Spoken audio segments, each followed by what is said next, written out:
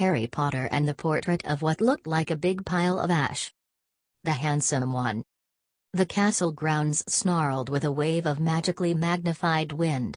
The sky outside was a great black ceiling, which was full of blood.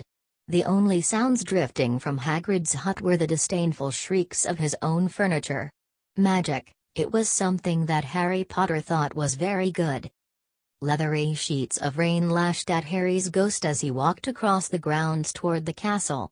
Ron was standing there and doing a kind of frenzied tap dance.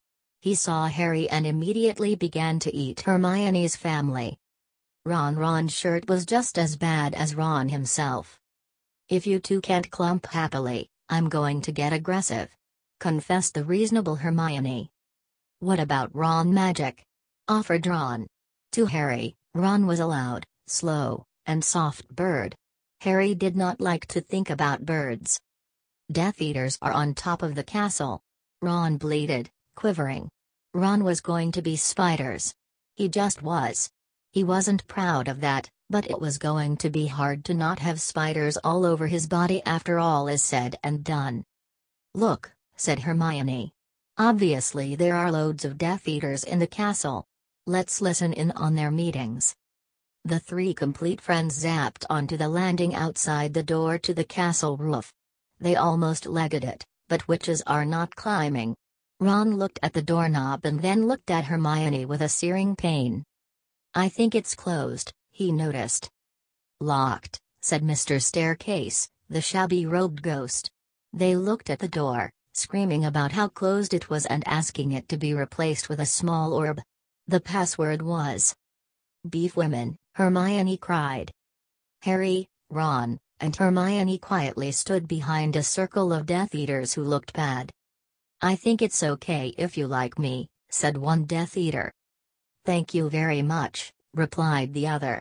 The first Death Eater confidently leaned forward to plant a kiss on his cheek. "Oh. Well done," said the second as his friend stepped back again. All the other Death Eaters clapped politely. Then they all took a few minutes to go over the plan to get rid of Harry's magic. Harry could tell that Voldemort was standing right behind him. He felt a great overreaction. Harry tore his eyes from his head and threw them into the forest. Voldemort raised his eyebrows at Harry, who could not see anything at the moment.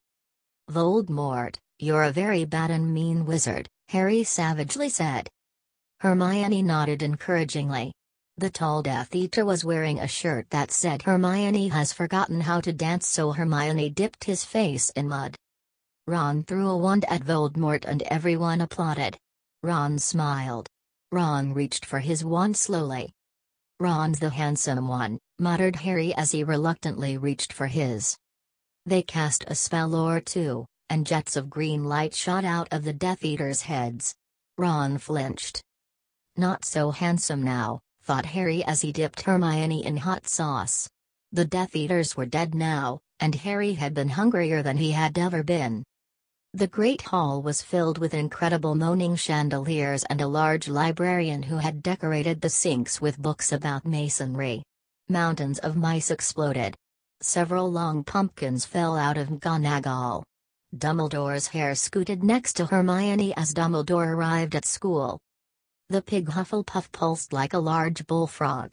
Dumbledore smiled at it, and placed his hand on its head. "You are Hagrid now. We're the only people who matter. He's never going to get rid of us," Harry, Hermione, and Ron said in chorus. The floor of the castle seemed like a large pile of magic.